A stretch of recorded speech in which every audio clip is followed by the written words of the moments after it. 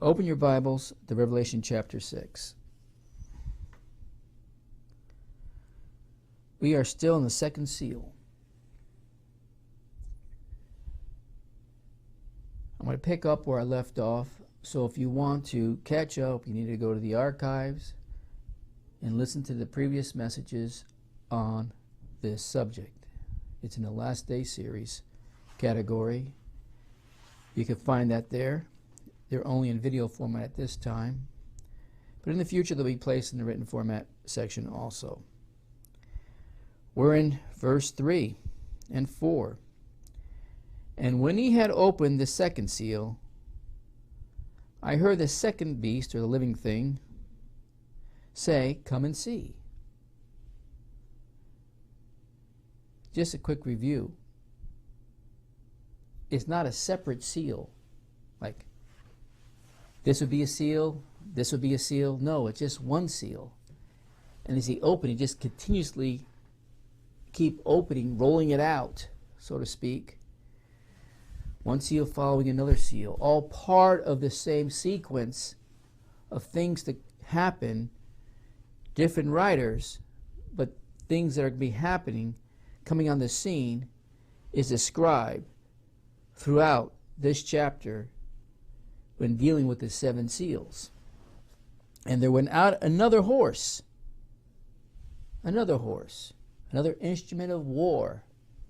That's what horses were basically used for in the scriptures. I have a pad here today. I'm going to try to use it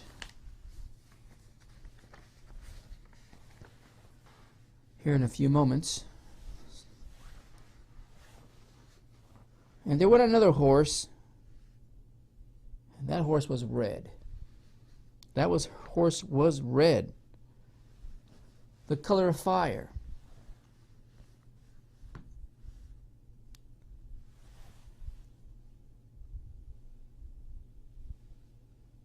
The color of fire. In the Greek,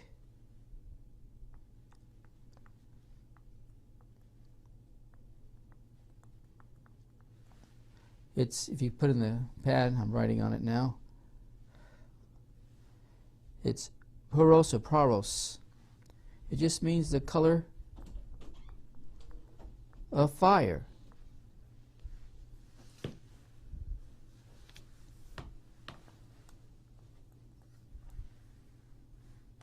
There you go. Still trying to figure this out. The color of fire. Now, we already covered this, but it's not the normal Greek word that's used. Its normal Greek word is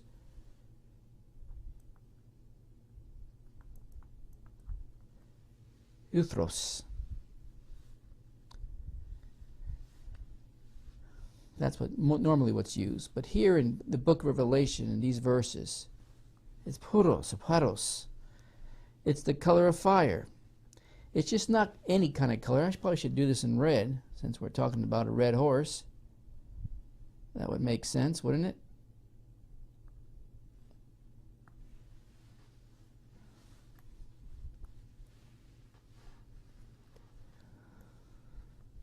The color of fire. Not the normal Greek word that's used. Now, this particular color imitates heat. And this particular color puts out so much heat that the only way you can compare it to is the ferocity of an out-of-control wildfire. I mean, you see in the news periodically of these out-of-control, burning thousands and thousands of acres.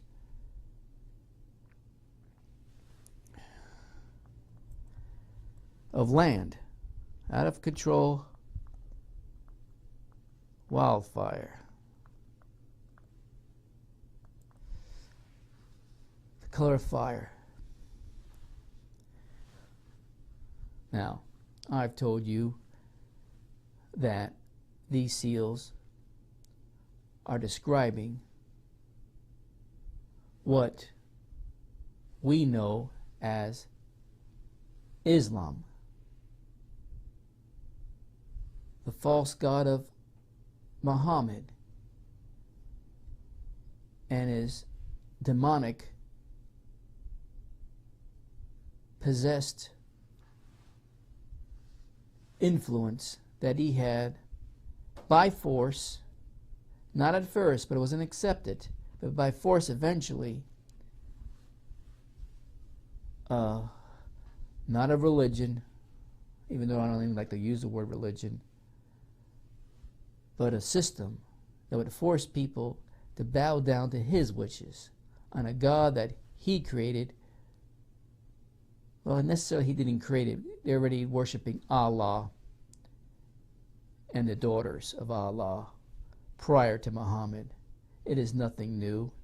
They all were part of the moon god and belief system, which dates back all the way to shortly after the flood. I believe in prior to the flood, but it really took off after the flood during Cush, Nimrod, and Cyrus's days.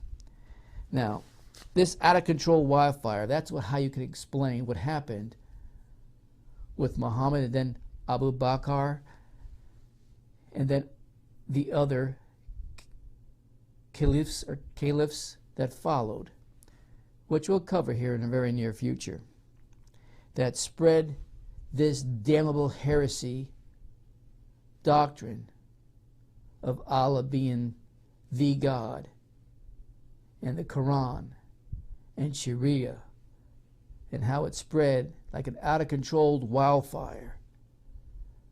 First around the Arabian Peninsula, then north, then west and east, even making it all the way to present-day Spain and Portugal and knocking on the doors of France, and it was stopped at that point by Charles the Hammer Mantell, and we already covered all these facts in the early teachings of this Last Day series.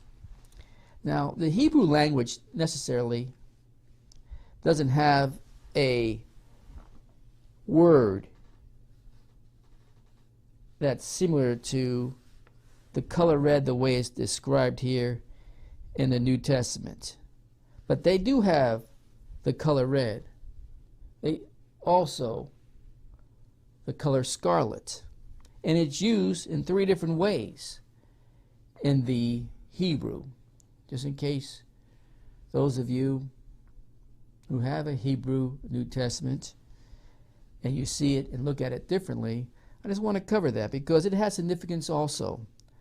In the Hebrew, I'm not going to get into the Hebrew words right now, but 3 different ways that you'll see it used. The color red and the color scarlet is of the blood of sacrifice.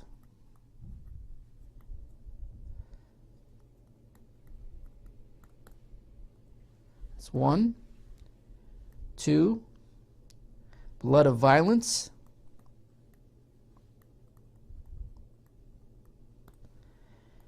And 3, it's also used to describe wealth and luxury. The blood of sacrifice, you'll find that in the book of Leviticus and other areas. The blood of violence, you'll see it in 2 Kings and in Isaiah.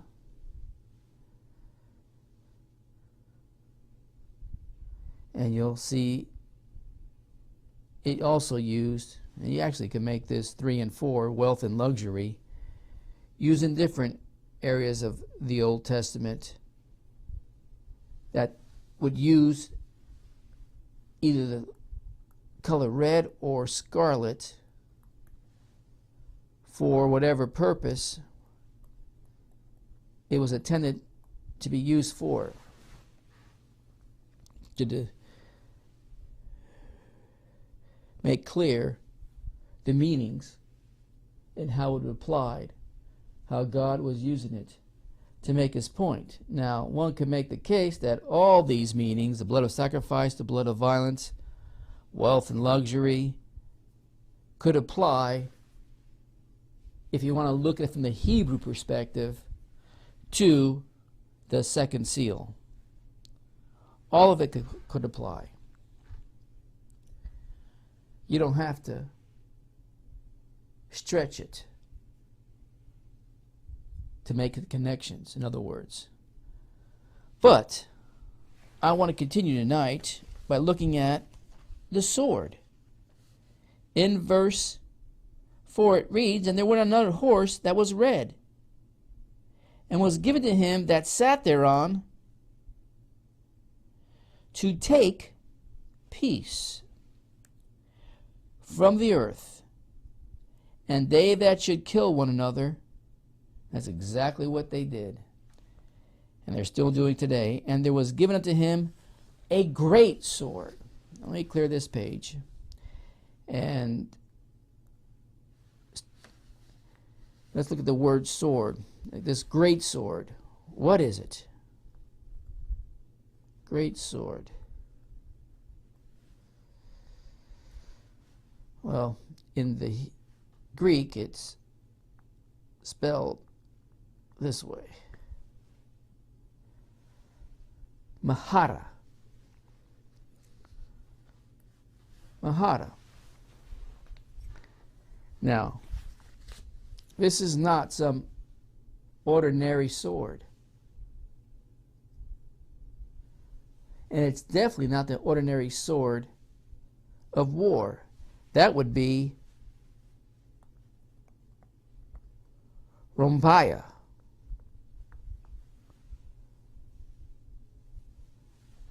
And you'll see that used, for instance, in, I believe it's verse 8, yes.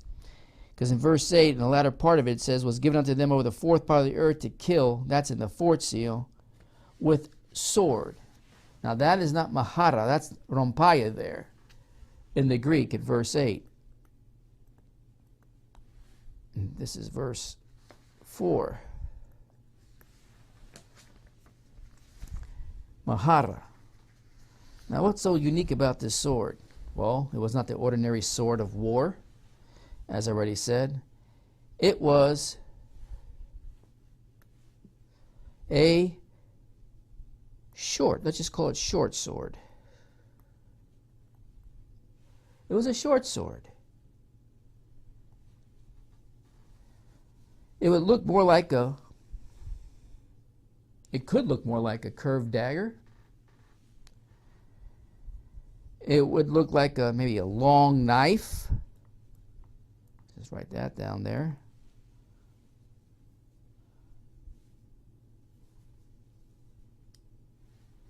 And its purposes, normally, when you see mahara, was used for slaughtering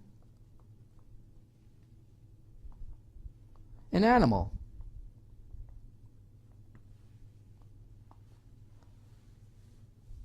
Also used in sacrifices.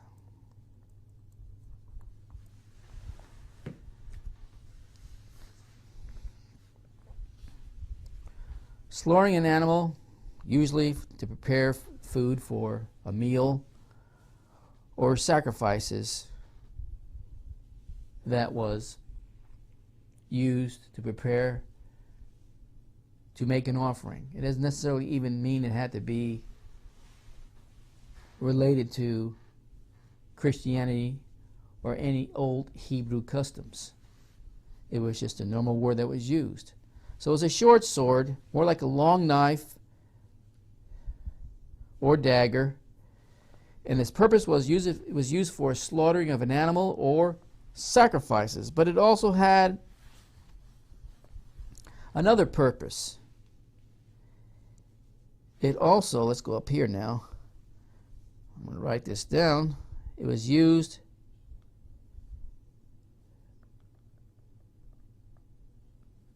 I think I spelled that right, for executions. Executioner's weapon of choice. or instrument of choice. The Makara, executioners. Now, this red horseman's sword is great, because we read in verse 4, and there was given to him a great sword. A great sword. So, let's use red. So you would spell it out, Mahara Magahil. That's M-E-G-A-L-E-E. Mahaga Magali. Great sword.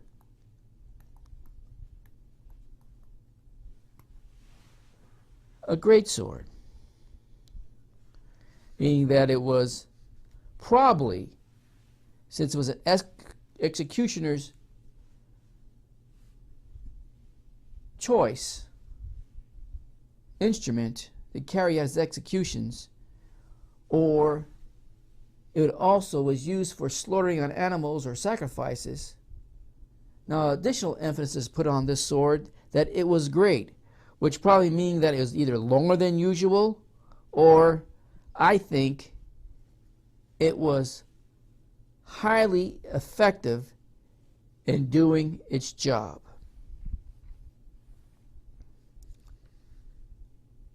It was a highly effective instrument of death. Now, it's also was highly effective in cutting up flesh. Now, even today, sadly, it's still used to bring shock and fear to a worldwide population. Periodically, you see the beheadings.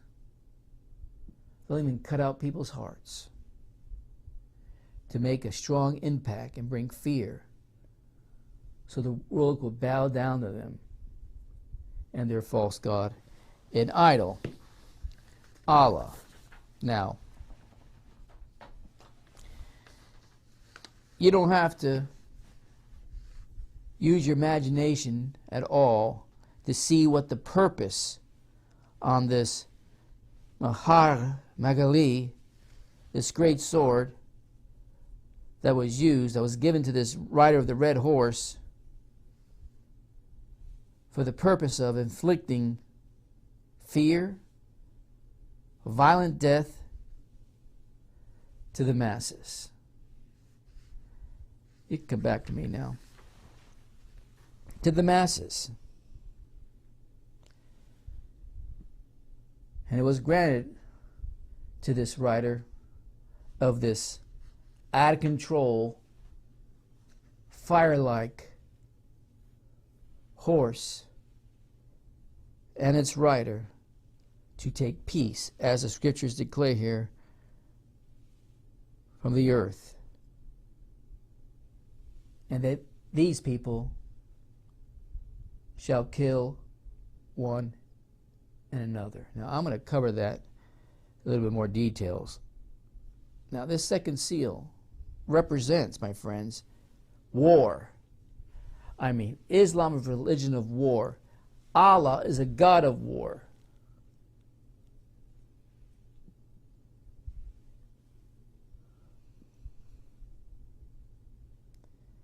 Islam's about destruction.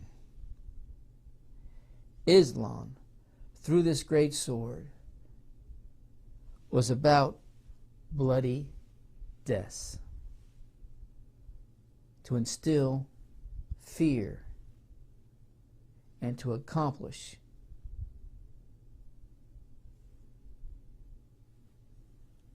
governing eventually a worldwide population, enforcing individuals to bow down to a false god. Now,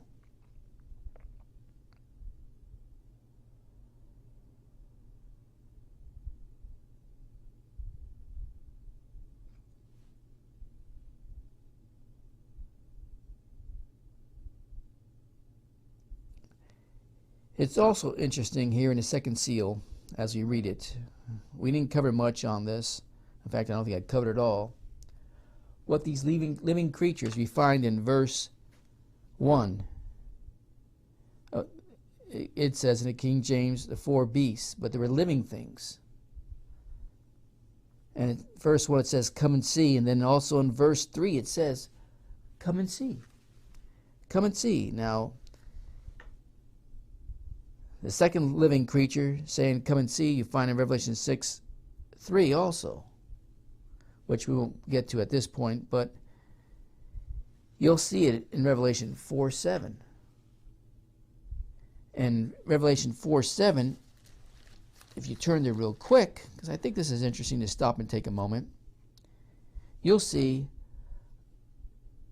the description, I believe, describing the four beasts, or the four living things, all the way back in chapter 4, just a few chapters back. And the first beast was like a lion. Remember that. The first beast was like a lion. And the second beast like a calf. A better translation is like a young bullock. And the third beast had a face of a man. That's interesting. And the fourth beast was like a flying eagle.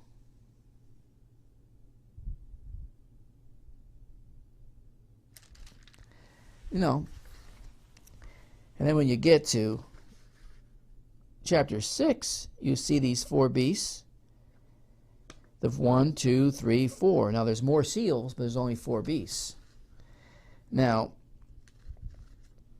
the second beast says, come and see also. And as I just read in Revelation chapter 4, it gives the order of the four beasts. These living creatures. Now the first one's a lion. The second one's a calf. The third one's a man. The fourth one's an eagle. Now you look at the living creature that introduces the seal of war. And that's what the second seal represents. The seal of war. The only connection we have using the scriptures that we just read is it's associated to this calf or young bullock. Just as the first seal, that being of the lion, the first seal represents a lion, which the white horseman, if you look at its characteristics, and since we already covered what that was, Muhammad and his false message and his false gospel, his false revelations, and what he introduces can be labeled as a ferocious pursuit of prey, because that's how we perceive a lion to be. In the scriptures, another scripture says to beware, basically, of Satan, because he's like a roaring lion, soon seeking whom he can devour. And that's exactly what we see in the first seal. Seeking with a false message whom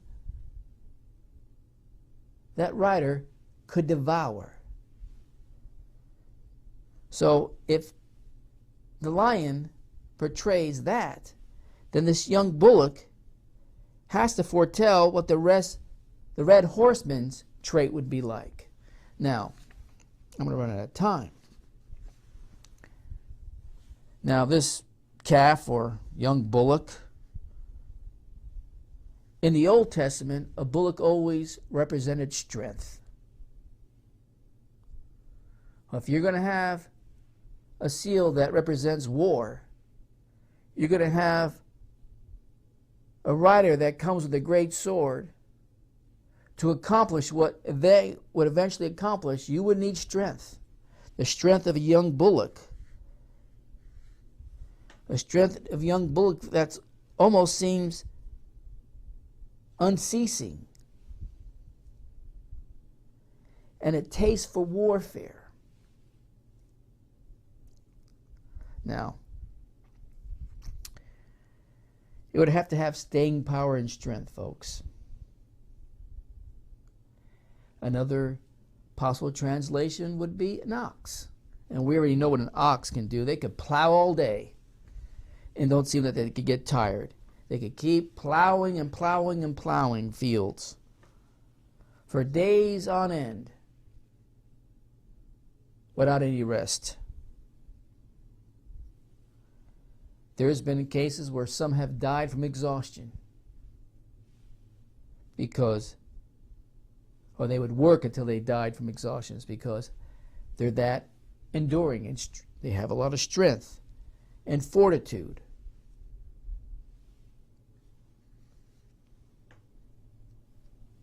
A calf, in this case, if you think what Islam has done throughout its history, it has had staying power. It's been unrelentless. It's been continuously pushing forward with not much that could stop it, except on several occasions. One in the 700s, and then in the 1600s, but didn't completely stop it in the 1600s. They just retreated. And then obviously during the Ottoman Empire period. Now, like I said, this ox or young bullock, they could go with till they die from exhaustion, and they wouldn't stop. And that's what you see in the characteristics traits in Islam. It's just relentless. It will not stop in the pursuit of its goals. It just won't. Now, another characteristic about an ox, it can't be trusted.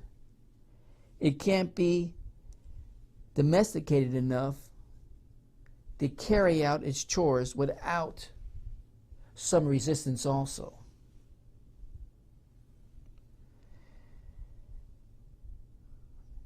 I have it written down here, but you go to the record in Psalms 22, David writes, "Deliver me from the sword, from the horns of the wild oxen." I don't think it is, but it could be prophetic, knowing what was to come. But I'm not going to tie that into this teaching. These traits, these colors, these descriptions of instruments of warfare are not here by accident, my friends. Even the beasts and what they represent are not here by accident. They are relaying a message to us, if we could connect the dots and put this all together, that this red horseman, we find here in verses 3 and 4, this fiery, out-of-control, wildfire red horseman that has a great sword, comes with relentless aggression. And that's what we've seen in Islam. It's intense.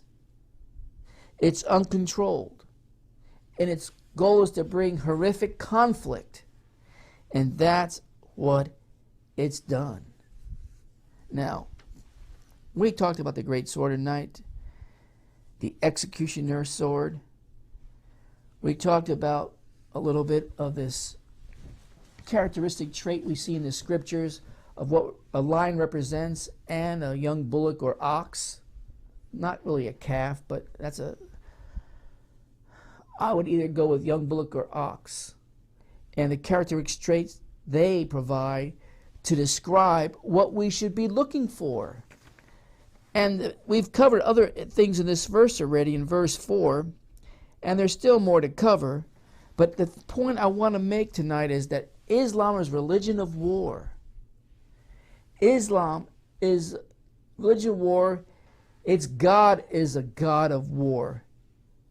The Quran, what they follow, is a book of war. This second seal is all about war. The first seal was introducing a false gospel by a insane, demonic possessed individual that would bring on the seventh, and then eventually it carries on to the eighth beast.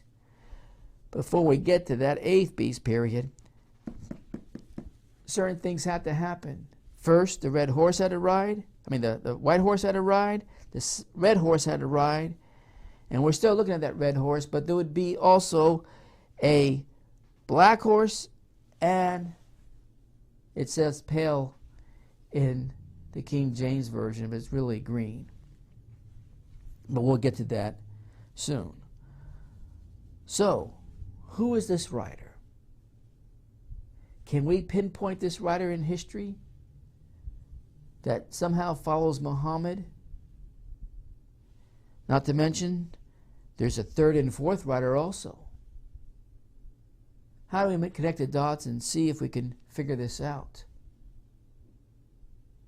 How do these riders, in a continuous, literally explosion on the scene, coming in, and I don't even know, some of you realize, after Muhammad died and Abu Bakr came in, and after he was around for a few years, what he set forth in motion and then what exploded from there is amazing in such a short amount of time. And I know the Byzantine and the Persian influence was diminishing, both in influence and also in military strength.